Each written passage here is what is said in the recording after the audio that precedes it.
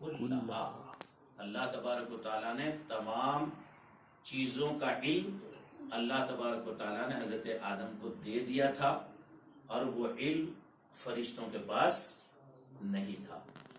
فرشتے باوجود اللہ کے معصوم مخلوق ہونے کے اور حضرت آدم باوجود مٹی سے پیدا کیے جانے کے، لیکن وہ فرشتوں کو حکم ہو رہا ہے کہ ان کو سجدہ کریں، صرف اس بنیاد پر کہ حضرت آدم کے پاس کیا تھا؟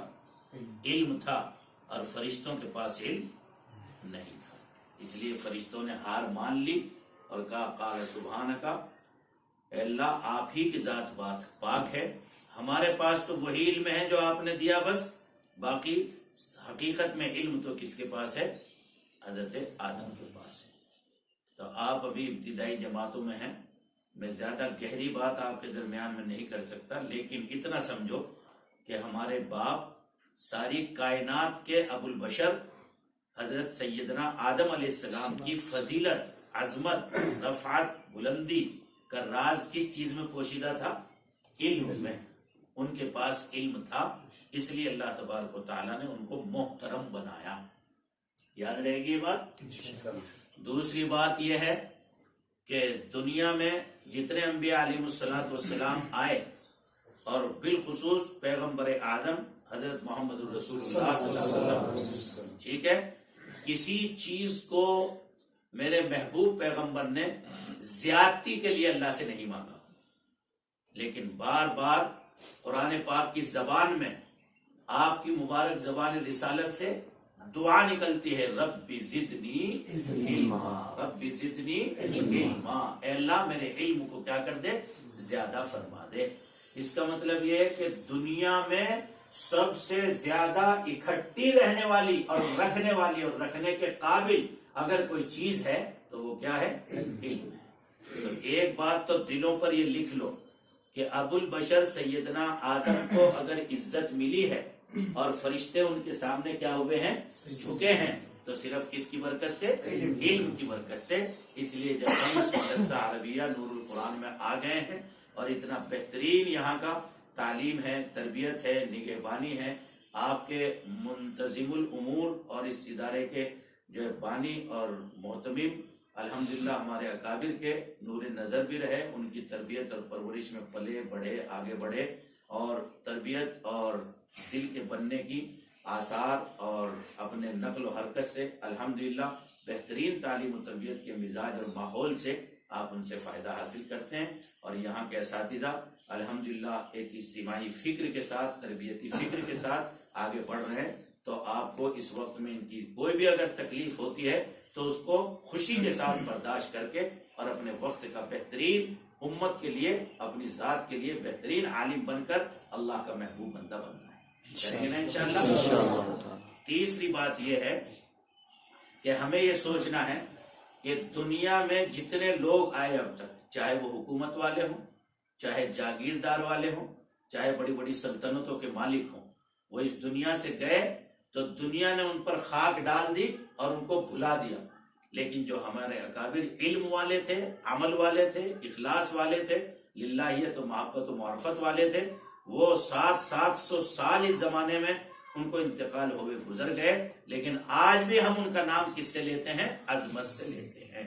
تو عزیز بچوں، اگر آپ کو اس دنیا میں عظیم بننا ہے، کیا بننا ہے؟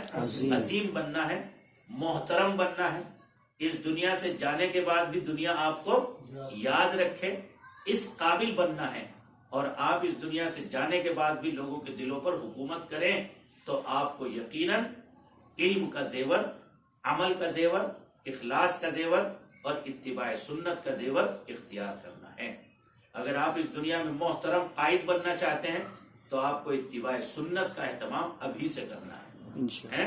اس بات کا اہتمام کریں گے کہ ہم دسترخوان پہ کیوں بیٹھ رہے ہیں؟ چونکہ میرے محبوب نبی صلی اللہ علیہ وسلم دسترخوان پر کھانا کھاتے تھے۔ میں مسواک کیوں کروں؟ اس لیے کہ میرے محبوب آقا صلی اللہ علیہ وسلم کیا کرتے تھے؟ مسواک کرتے تھے۔ میں ٹخنوں سے اوپر پاجامہ کیوں رکھوں؟ اس لیے کہ نیچے رکھنا یہ دجالی لوگوں کا کام ہے، متکبر لوگوں کا، اور اوپر رکھنا کس کا عمل ہے؟ میرے محبوب نبی کا عمل ہے۔ جو بھی سنت آپ اختیار کریں، اس سنت کو تصور کر لیا کریں تھوڑی دیر کے لیے کہ میرے محبوب نبی کرتے تھے اس لیے کر رہا ہوں. تو اگر اللہ کے نبی صلی اللہ علیہ وسلم کا تصور کر کے اس سنت کو زندہ کریں گے تو عظمت بھی بیٹھے گی, عظمت بھی بیٹھے گی, اور نبی پاک علیہ السلام کی ذات عالی سے محبت بھی پیدا ہوگی. اور جب آپ اس محبت کے ساتھ نبی کی سنت کو زندہ کریں گے تو اللہ کے نبی صلی اللہ علیہ وسلم نے, قرآن نے وعدہ فرمایا یحببکم اللہ, یحببکم اللہ, اللہ تمہیں اس مخلوق کا محبوب بنا دیں گے, اور اپنی ذات کے لیے بھی کیا بنا لیں گے, محبوب بنا لیں گے. تو گویا کہ چوتھی بات یہ یاد رکھو کہ اللہ تبارک و تعالی کی محبت کا راستہ کہاں سے جاتا ہے, سنت کی راہ سے جاتا ہے.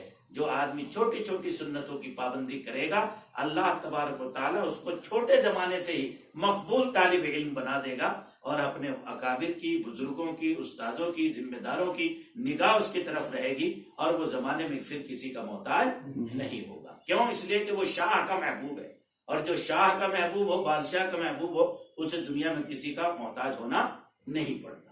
تو چوتھی بات یاد رہے گی. پانچویں بات یہ ہے کہ کبھی آدمی کا اعزاز اس لیے ہوتا ہے کہ اس کے پاس ایک عظیم مہمان آیا ہے. مثلا ہمارے یہاں کوئی اکابر اہل اللہ میں سے آ جائیں, اور ہماری اتنی حیثیت اور بساط نہیں ہے, لیکن آج ہم فخر محسوس کرتے ہیں کہ ہمارے یہاں ایک ولی اللہ انسان آ گیا ہمارے بزرگوں میں, کوئی منسٹر آ گیا, دنیاوی لیول سے کوئی سی ایم آ گیا, تو ہم محسوس کرتے ہیں کہ ہمارا گھر اور ہمارا پریوار آج کتنا بڑا ہے کہ ہمارے یہاں پردھان منتری جو ہے مہمان بنے. تو کبھی آدمی کی عزت کہاں سے ہوتی ہے, عظیم مہمان سے ہوتی ہے, اور کبھی آدمی کی عزت بڑے میزبان کے یہاں مہمان بن کر ہوتی ہے. مثلا آپ راشٹرپتی سے ملنے گئے, آپ کسی اللہ والے کے یہاں گئے, آپ نے ان کے دسترخوان پر بیٹھ کر کھانا کھایا, تو آپ فخر سے کہتے ہیں میری بساط کیا ہے میں سمجھتا ہوں, لیکن آج میں محی السنہ حضرت مولانا شاہ ابرار اللہ صاحب کے یہاں آپ کے دسترخوان پہ کھانا کھا کے آئے. تو کبھی آدمی کا اعزاز کہاں سے ہوتا ہے, مہمان عظیم ہو تو میزبان کا اعزاز ہوتا ہے, کبھی میزبان جو ہے کیا ہو, بڑا ہو, مہمان کیا ہو, چھوٹا ہو, تو چھوٹے آدمی کا کیا ہوتا ہے, اعزاز ہوتا ہے. اس بات کو بتا کر میں صرف آپ کو آپ کا مقام سمجھانا چاہتا ہوں کہ آپ جو ہیں مہمان ہیں. آپ کیا ہیں, مہمان ہیں, اور مہمان کس کے ہیں, ساری کائنات کے لیے فخر رسول حضرت محمد رسول اللہ صلی اللہ علیہ وسلم کے آپ مہمان ہیں, جن کے دسترخوان پر, جن کی زیارت پر لوگ ترستے تھے, اور ملائکہ چھپ چھپ کر نبی کی زیارت کرتے تھے. تو آج آپ کی نسبت کسی سی ایم کے ساتھ, پی ایم کے ساتھ, کسی دنیاوی جاگیردار کے ساتھ نہیں, بلکہ آپ کی نسبت کس کے ساتھ ہے, جس کی برکت سے سارے انبیاء اور رسولوں کو رسالت ملی, علماء کو علم ملا, اولیاء اللہ کو ولایت ملی, اور خوف و خشیت اور تقوی رکھنے والوں کو تقوی ملا. یعنی دنیا کو جو کچھ ملا وہ کس کی برکت سے, رسول اللہ صلی اللہ علیہ وسلم کی برکت سے. میں اسے کہا کرتا ہوں حضور آئے تو سر آفرینش پا گئی دنیا, حضور آئے تو سر آفرینش پا گئی دنیا, اندھیروں سے نکل کر روشنی میں آ گئی دنیا, بجھے چہروں کا زنگ اترا, ستے چہروں پہ نور آیا, حضور آئے تو انسانوں کو جینے کا شعور آیا. اور ہمارے اکابر میں حضرت شیخ الہند فرماتے تھے اے جنت تیرے اندر حور و قصور رہتے ہیں, میں نے مانا ضرور رہتے ہیں, میرے دل کا طواف کرے جنت میرے دل میں حضور رہتے ہیں, میرے دل کا طواف کرے جنت میرے دل میں حضور رہتے ہیں. تو آپ کوئی دنیا کے لٹے پٹے اور مظلوم بے کس لوگ نہیں ہو, بلکہ آپ کی نسبت اتنی عظیم ہے کہ ساری کائنات کو جس کے لیے بنایا گیا اس نے آپ کی مہمانی کو کیا کیا ہے, قبول کیا ہے, اور انہی کی توجہ کی برکت سے ساری امت آپ کی میزبانی کے لیے اور مہمانی کے لیے کیا ہے, تیار رہتی ہے ہمیشہ کہ ہم طلبہ کی خدمت کر کے کیا کریں, سعادت اور اللہ کے یہاں محبت اور مقبولیت کو حاصل کریں. یہ سب کس کا فیض ہے, نبی پاک علیہ السلام کا. تو آپ عظیم ہیں, آپ کیا ہیں, عظیم ہیں. کیوں؟ اس لیے کہ آپ ایک عظیم شخصیت کے, ایک عظیم روحانیت کے, ایک عظیم عرفانیت کے, اور سارے انبیاء اور رسول کے تاجدار حضرت محمد رسول اللہ کے مہمان ہیں. یہ تصور رہے گا نا, جب یہ تصور رہے گا کہ ہم کس کے مہمان ہیں, رسول اللہ صلی اللہ علیہ وسلم. اس لیے جب رسول اللہ کے آپ مہمان بنے، آپ کا استقبال بھی شاہانہ. یہ فرمایا من خرج فی طلب العلم، جو بندہ اللہ کے راستے میں علم کو طلب کرنے کے لیے نکلا، فہو فی سبیل اللہ، وہ ہر وقت کس کی راہ میں ہے؟ اللہ کی راہ میں. فرمایا جو بندہ اپنے گھر سے علم کی طلب کے لیے نکلا، جو بچہ، اب دنیا میں احترام ہوتا ہے، کارپیٹ ڈال دی جاتی ہے، شہنائیاں بجتی ہیں، فوجی پریڈ میں سلامی پیش کی جاتی ہے، بس اتنا ہی تو ہوتا ہے، اتنا ہی ہوتا ہے. اس سے زیادہ دنیا کی حکومتیں کر بھی نہیں سکتی. سارا یورپ، ساری طاقتیں جمع ہو جائے کسی شاہ کو استقبال دینے کے لیے، زیادہ سے زیادہ ریڈ کارپیٹ بچھائیں گے، دھن بجائیں گے، فرشتوں کو کھڑا کر دیں گے، انہیں فوجیوں کو کھڑا کر دیں گے، اور وہ جو ہے گولے داغیں گے، بس اتنا استقبال. لیکن آپ وہ جماعت ہیں جس کے متعلق فرمایا کہ جو مچھلیاں سمندر میں رہتی ہیں وہ استغفار کرتی ہیں اور دعا کرتی ہیں، اور اللہ کی جتنی مخلوق ہے اس کی زبان سے ہمیشہ کس کے لیے دعا نکلتی ہے؟ طالب علم کے لیے. اور حدیث شریف میں فرمایا کہ فرشتے اپنے اجنحہ یعنی اپنے بازو کو جس وقت میں طالب علم چلتا ہے تو جیسے اپنے پاروں کو بچھا دیتے ہیں کہ تیرے قدم زمین پر نہیں بلکہ کہاں پڑنے چاہیے؟ ہمارے پروں پر پڑنا چاہیے. کیا کائنات کا کوئی بڑے سے بڑا بادشاہ ایسا استقبال دے سکتا ہے؟ ایسا استقبال صرف اور صرف آپ کی جماعت کے لیے ہے. اس لیے عزیز طلبہ، درمیان میں شیطان جب آپ کو سازش میں مبتلا کرے، تعلیم سے من اکتائے اور آپ یہاں سے گھبرا کر بھاگنا چاہیں، تو ایک دفعے کو میری یہ بات یاد رکھنا کہ ایک طالب علم آیا تھا دیوبند سے، یہ کہہ کر گیا کہ میرا وہ مقام ہے کہ جب میں گھر سے نکلتا ہوں تو فرشتے میرے پیروں کے نیچے پر بچھاتے ہیں، میں رسول اللہ کا مہمان ہوں. اگر میں یہاں سے چلا گیا، تعلیم کو چھوڑ دیا، تو میرا کٹ آؤٹ اس لسٹ سے ہو جائے گا اور میرا نام اس لسٹ سے کیا ہو جائے گا؟ خارج ہو جائے گا. میں کس قدر بد نصیب ہوں. اگر یہ بات آپ 2 منٹ کے لیے اپنے ذہن میں کر لیں گے تو انشاءاللہ بھاگتے ہوئے بھی کہاں جائیں گے؟ واپس آ جائیں گے.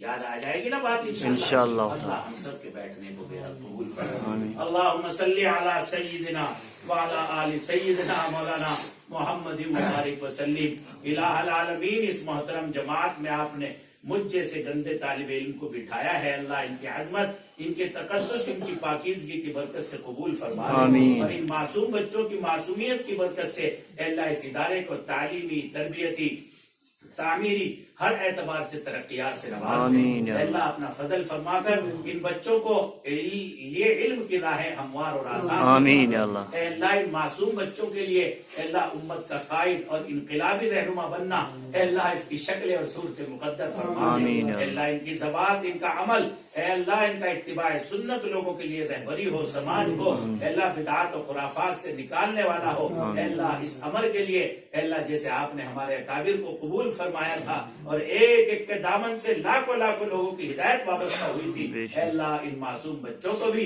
اے اللہ انہی اکابر کی حرمت اور عزت اور برکت سے اے اللہ اپنے وقت کا مثالی مقتدی بنا دے. اے اللہ عالم باعمل بنا دے. اے اللہ جن گھروں خاندانوں سے نکل کے آئے ان گھروں پہ رحمت برکتیں اے اللہ یہ بستی جس میں یہ ادارہ ہے تیرے نبی کی درسگاہ ہے، اے اللہ تیرے نبی کے مشن اور تحریک کو زندہ کرنے اور آگے بڑھانے کا اے اللہ یہ تربیت گاہ ہے میرے رب. اے اللہ اس کی چوطرفہ حفاظت فرمائے اور اس کی برکت سے اللہ اس بستی کی حفاظت فرمائے، اس بستی کے اہالیان کی حفاظت فرمائے. اے اللہ اس بستی کے کھیت کھلیانوں میں، باغوں میں برکتیں عطا فرما. اے اللہ یہاں کے جوانوں کی، بچوں کی، خواتین کی، بڑوں کی، بوڑھوں کی، ذمہ داروں کی اے اللہ سب کی حفاظت فرما. اے اللہ باطل کے دجالی اور طاغوتی فتنوں سے اے اللہ اس پوری بستی کی اور بستی کی برکت سے پوری وادی کی اور پوری جموں اینڈ کشمیر اور ساری ملت اسلامیہ کی اے اللہ حفاظت فرما، حفاظت فرما، حفاظت فرما. یا اللہ قبول فرما، اے اللہ قبول فرما.